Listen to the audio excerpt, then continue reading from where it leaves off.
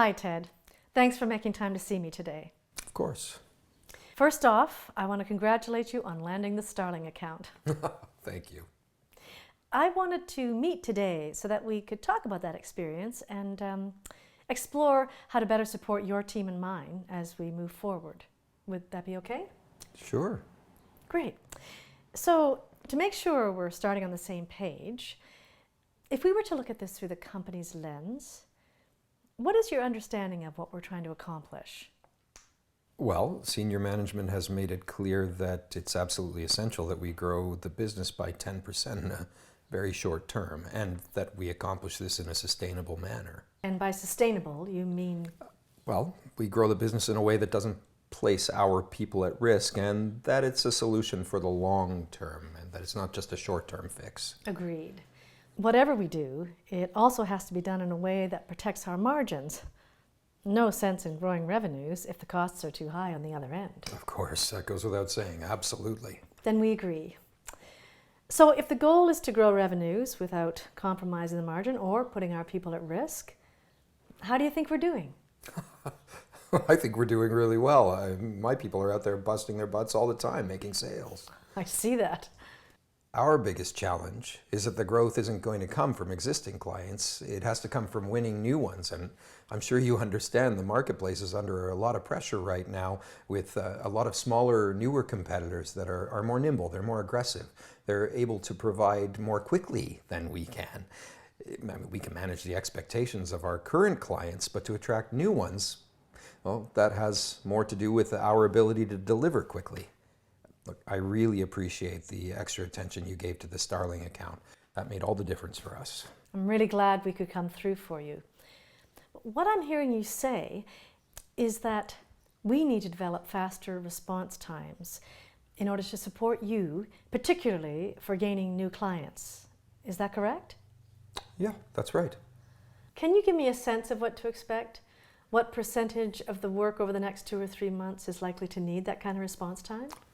I don't know. We can manage the existing clients just fine. It's just the new stuff that's coming in. I'd say 20-30% of the overall workload. Okay, that's good for me to hear. That's a little bit more manageable. I thought the numbers were going to be much higher than that. Yeah, we don't know for sure, but that's my best guess. Understood. Can I share with you some of what my team experienced in trying to meet that last deadline that you might not be aware of? Sure. In order to deliver, what you didn't see was the cost in time and energy and wear and tear on my people. But I thought you just got 2 new people for exactly that reason. Well, it's true, 2 people were hired, but when you bring new people on board, it takes a long time to get them up to speed. They don't come ready-made and ready to go. Truth is, when you bring new people in, they take more resource rather than add capacity. As a result, we had people working every night and every weekend. The reality is, I don't think I can ask them to do that again. Not under those circumstances anyway. Well, we have to find a way. I agree, and we will. But maybe what's more significant is that I had to chew through more than half of my overtime budget for the quarter just to complete this project. I imagine that will have a big impact on the profitability of the sale. And if we're agreed that we still have to grow revenues while protecting our margins and not putting our people at risk... But wait, it can't come at the expense of our ability to sell. I understand, Ted. I'd like for us to find a way to make sure that you get the support you need, but do it in a way that doesn't compromise the bottom line or my people. What do you have in mind? I have some thoughts, but I'd like your input so that we can create steps that work for both teams. Okay. You need to be confident that we can deliver when you need to make commitments to gain new business. Is that correct? Uh-huh. For me to provide that, what I need is time.